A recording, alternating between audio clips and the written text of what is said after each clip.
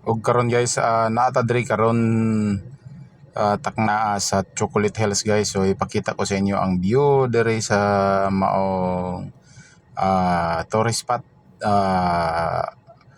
nga yun po ang tinawag na UNESCO Geographical Park sa marker ng buong Pilipinas guys. So isa to siya sa pinakasikat na kumbaga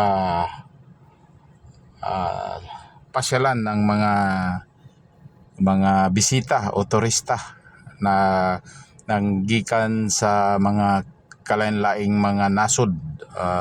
So mao gid ni sila ang kumbaga highlight nga bisitahonon sa mga bisita diri sa Bohol guys. So ano siya ang Chocolate Hills. So pakita ko sa inyo ang surrounding ani mga idol para pakita ninyo kung unsa gyud ka anindot kining maong